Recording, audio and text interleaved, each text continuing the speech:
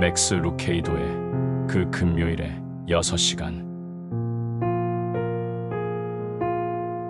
제6장 천사가 전한 말.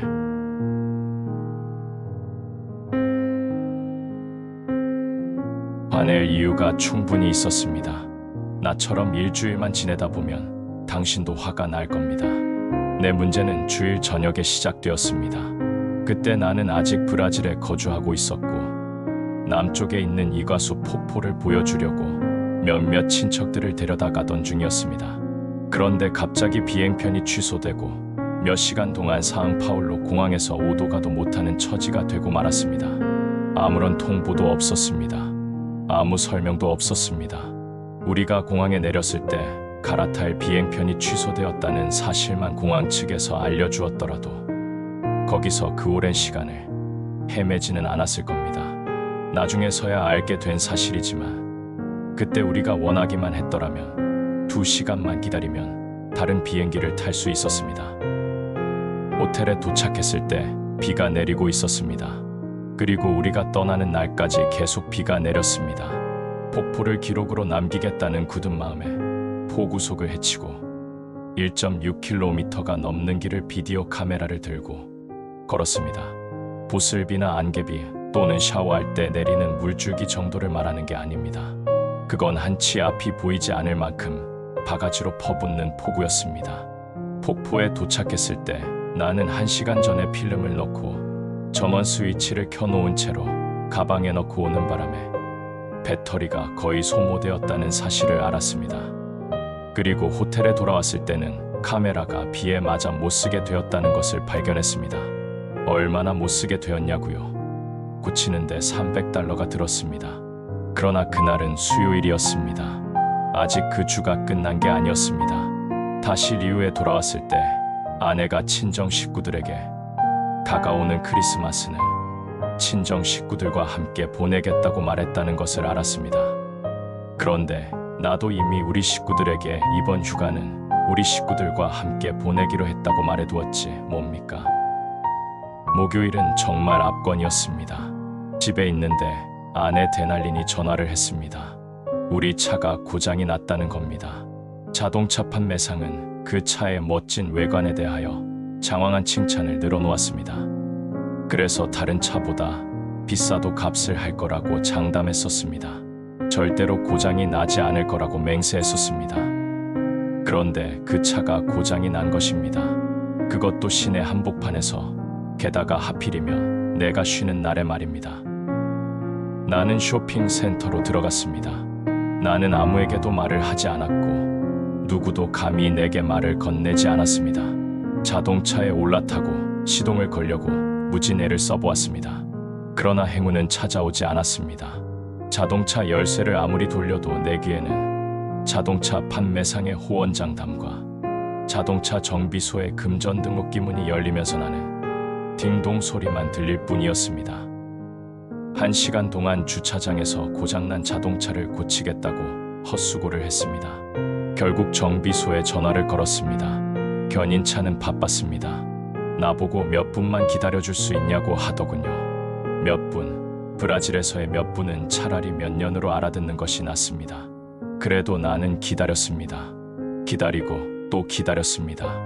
그동안 우리 아이들이 자라서 어른이 되고 자식을 낳았을 만큼 시간이 지났지만 나는 여전히 기다렸습니다.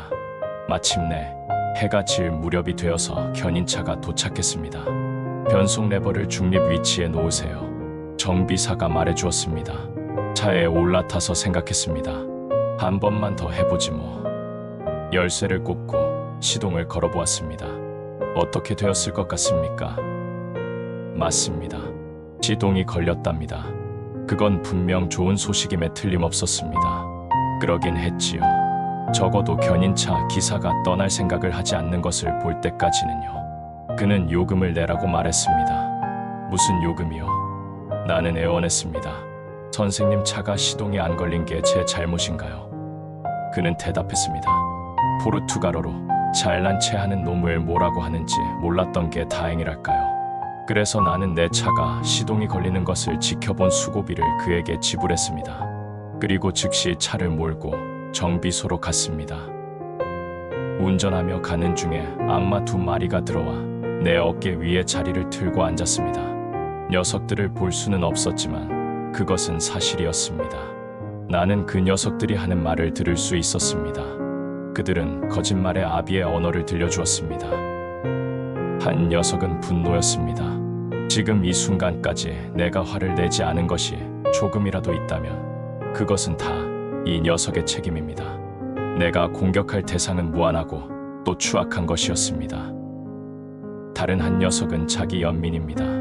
녀석은 내 얇은 귀에다 대고 속삭였습니다.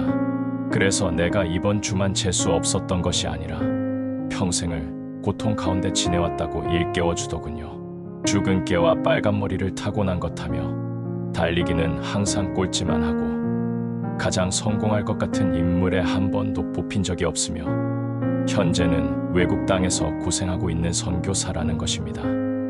한쪽 귀에는 분노가, 다른 쪽 귀에는 자기 연민이. 그때 내가 그 꼬마를 보지 않았다면 무슨 짓을 저질렀을지 아무도 모를 겁니다. 그 꼬마는 천사처럼 보이지는 않았습니다. 아니, 천사와는 거리가 멀었죠. 그러나 나는 그가 천사인 것을 압니다. 왜냐하면 오직 천사만이 그런 종류의 메시지를 전해주기 때문입니다. 그는 내 차 유리창을 두드렸습니다. 혹시 잔돈 가진 것 있습니까, 선생님? 그 아이는 많아야 9살 정도 되어 보였습니다. 윗도리도 안 입고 맨발의 떼투성이었습니다. 하도 더러워 옷을 입었는지 안 입었는지 구별이 안 갈 정도였으니까요. 머리카락은 떡이 졌고 피부는 거칠고 탁탁했습니다. 나는 창문을 내렸습니다. 어깨 위에 있던 2 녀석이 조용해졌습니다. 이름이 뭐지? 내가 물었습니다. 보세요. 뒤를 돌아보니 다른 떠돌이 고아들이 내 뒤에 서 있는 차로 걸어가고 있었습니다. 그 아이들도 다 헤어진 반바지 외에는 걸친 것이 없었습니다. 쟤들은 너의 형제니? 하고 물었습니다. 아니요, 그냥 친구예요. 오늘 많이 벌었니? 그 아이는 더러운 손을 벌려 동전을 보여주었습니다. 음료수 하나 사 먹을 정도였습니다. 지갑을 꺼내 1달러쯤 집어들었습니다. 꼬마의 눈은 반짝였고 내 눈에는 눈물이 고였습니다. 신호가 바뀌고 뒷차가 경적을 눌러댔습니다. 내가 떠난 뒤에 그 아이가 친구들에게 달려가 방금 받은 게 무엇인지 자랑하는 모습을 볼 수 있었습니다. 내 어깨 위에 있는 녀석들은 감히 한마디도 하지 못했습니다. 나 역시 마찬가지였습니다. 우리 셋은 부끄러운 침묵 속에서 운전해가고 있었습니다. 나는 내가 너무 많은 말을 해왔다고 생각했습니다. 하나님께서는 그 말을 다 들으셨을 겁니다. 하나님께서 내 투덜거림에 응답하셨다면 어떻게 되었을까요? 그분이 내 불만을 마음에 새겨두셨다면 어떻게 되었을까요? 그분은 그러실 수 있습니다. 조심하지 않고 생각 없이 불쑥 내뱉은 나의 기도에 응답하실 수도 있습니다. 그리고 그렇게 하기로 결정하셨다면 그 결과의 본보기가 내 곁에 즉시 나타났을 겁니다. 비행기 문제로 골치 아파하고 싶지 않다고. 이 소년에겐 그런 문제가 전혀 없지. 비디오 카메라 때문에 실망했다고. 그건 이 소년에게는 없는 두통거리야. 그 소년은 오늘 저녁 끼니 걱정은 할지 몰라도 비디오 카메라 때문에 걱정하지는 않지. 가족, 내가 너무 바빠 가족들의 소중함을 감사하지 못한다면 고아인 이 아이는 기쁨으로 그것을 다 떠맡을 거야. 자동차, 그거 정말 사고 뭉치지. 그렇지 않나? 넌 이 소년의 이동 수단을 본받아야 해. 맨발 말이야. 하나님께서는 그 소년을 통해 메시지를 전해주셨습니다. 그분의 지적은 매우 통렬한 것이었습니다. 넌 엎질러진 샴페인 앞에서 울고 있는 거야. 내 불평은 필요한 것이 부족해서가 아니라 편의시설이 넘쳐서 나오는 거야. 넌 지금 기본이 아니라 부차적인 장식물에 꼭 있어야 하는 것이 아니라 없어도 괜찮은 것들에 대해 불평을 늘어놓고 있는 거야. 내 문제의 근원은 바로 내가 받은 축복이야. 모세는 내가 준 것보다 더 많은 것을 내게 주었습니다. 감사하는 마음에 관한 교훈을 주었으니까요. 감사, 그것은 자신이 갖고 있지 않은 것이 아니라 갖고 있는 것을 바라보는 것입니다. 아이의 포옹, 기름진 밭, 붉은 노을 같은 단순한 것들 속에서 보배를 발견하는 것입니다. 포근한 침대, 따끈한 음식, 깨끗한 옷 같은 평범한 것들 가운데서 위로를 얻는 것입니다. 하나님께서 보내신 천사를 통해 그분의 선물을 다시 발견하는 사람만큼 감사의 이유를 가진 사람은 없습니다. 내가 그랬으니까요. 그리고 프란치세크 가요프니체크 역시 그랬습니다. 그의 이야기는 정말 감동적입니다. 죽음 가운데서 아름다움을 발견하기란 쉽지 않습니다. 죽음의 수용소 안에서 아름다움을 발견하기는 더욱 어렵습니다. 아우슈비츠 같은 곳 말입니다. 제2차 세계대전 중 400만 명의 유태인들이 그곳에서 죽었습니다. 사람에게서 잘라낸 머리카락 500kg이 아직도 그곳에 보관되어 있습니다. 독가스를 품어내던 샤워기도 아직 남아 있습니다. 아우슈비츠의 추악한 기억 외에 그곳에도 아름다움 하나가 남아 있습니다. 그것은 갸오프니체크가 막시밀리안 콜베 신부에 대해 가지고 있는 추억입니다. 콜베 신부는 1941년 2월 아우슈비츠에 수용되었습니다. 그는 프란체스코 수도회의 사제였습니다. 그는 그 무자비한 도살장 안에서도 그리스도의 온유함을 잃지 않았습니다.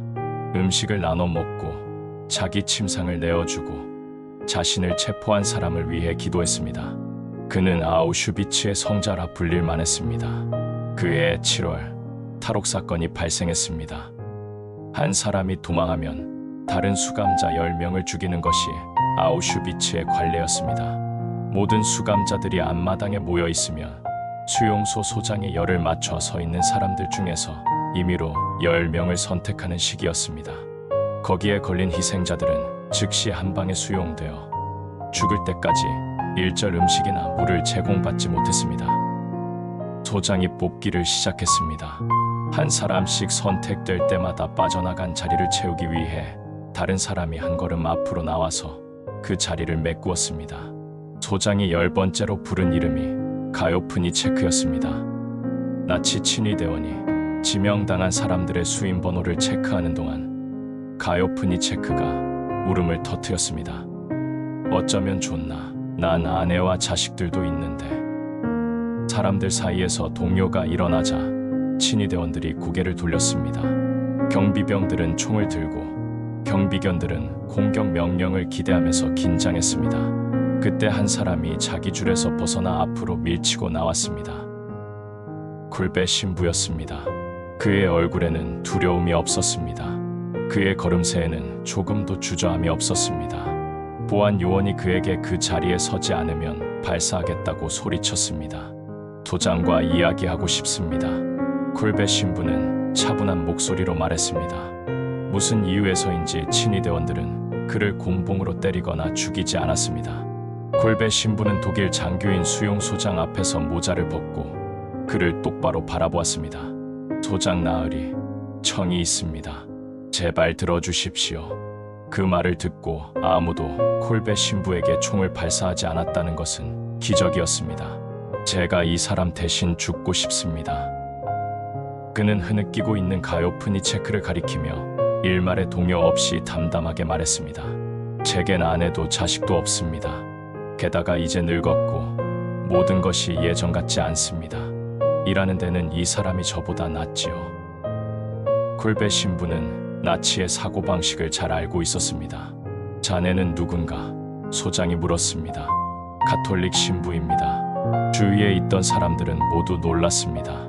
소장은 무표정한 모습으로 잠시 말을 잃었습니다. 잠시 후 그가 입을 열었습니다. 요청을 받아들이겠다. 그곳에서는 수감자들끼리 말하는 것은 허용하지 않았습니다. 가요프니체크는 후에 이렇게 말했습니다. 저는 다만 눈빛으로만 감사할 수밖에 없었습니다. 너무 놀랐고 무슨 일이 일어나고 있는지 감사할 수밖에 없었습니다. 상상할 수 없었던 일이지만 죽을 운명이던 제가 살아남고 누군가 나를 대신해 자원해서 자기 목숨을 바친 것입니다. 전혀 모르는 사람인 저를 위해서요.